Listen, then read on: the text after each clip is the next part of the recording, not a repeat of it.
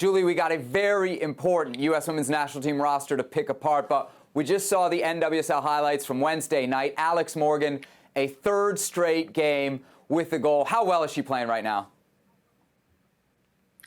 Well, Alex Morgan's always playing well, Sebi, as we know, but we also know that she's coming off in the last year pregnancy, injury, COVID, all in the last year.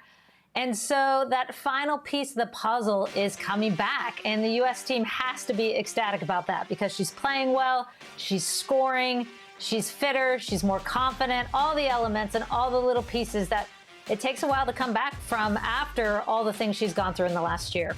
Julie, I feel like Alex Morgan back in the day was just very much strength and pace, just so fast. How has her game evolved now? Yeah, great question.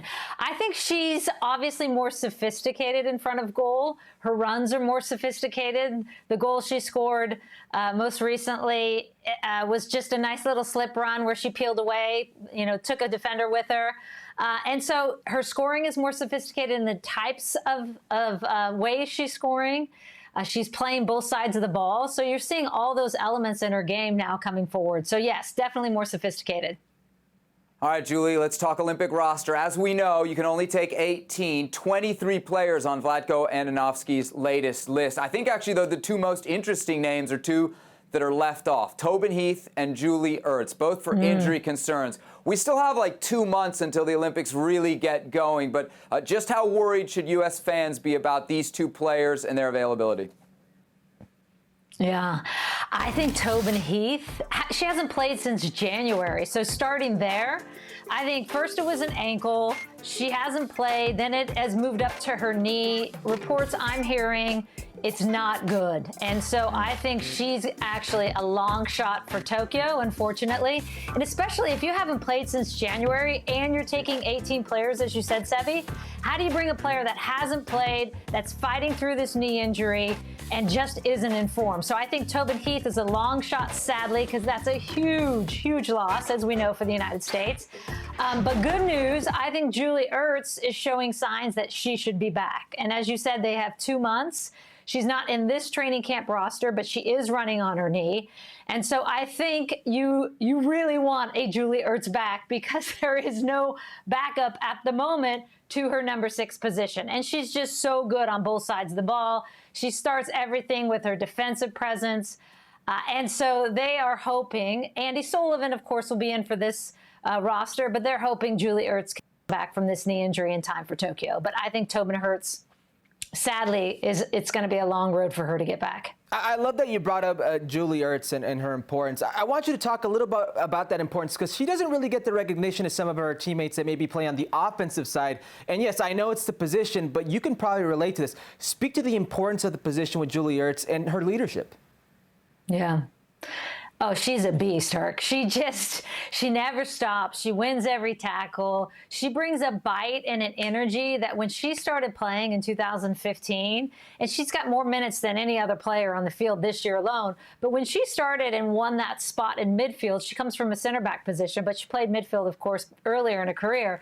When she started in there, immediately in that holding 6, she started winning tackles. There was an energy to the team, and she does all of that grudge work that no one gets credit for, but it's the thing that counter. It's the winning ball when they're trying to come out. I mean, she just does so many good things. So losing her would be another huge loss, but I do think she's going to be back in time for Tokyo. Julie, ESPN FC just came out with this list of the best young women's footballers in the world. Catarina Macario, number 1. It's crazy. Like 9-10 months ago, we were talking about her as this prospect. She's going to end up making this Olympic team, isn't she?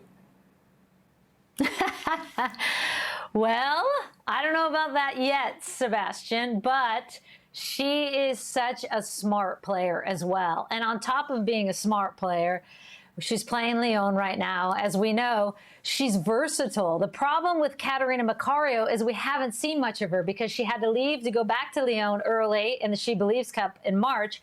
And then we didn't see her in the European friendlies because most of Lyon came down with COVID. And so they couldn't bring her in, even though she didn't test positive because of all the tracing issues. So they haven't seen her at the national team level that much yet. She just got cleared by FIFA in January to play for the United States. Fingers crossed she has a good showing in June, because I think she's a player with her versatility and her brain on the ball. Even at such a young age, she could be huge for the United States. She could make a big impact right away. Yeah, I could see U.S. fans salivating over a Macario-Morgan partnership up top. We'll leave that for the next episode of Football Americas. Next time we have Julie Foudy on. Julie, as always, thank you so much for the time. Thanks, Julie. Well, thank you very much for watching ESPN on YouTube. For more sports highlights and analysis, be sure to download the ESPN app. And for live streaming, premium content, and let's not forget as well, ESPN FC 7 days a week. Subscribe to ESPN+.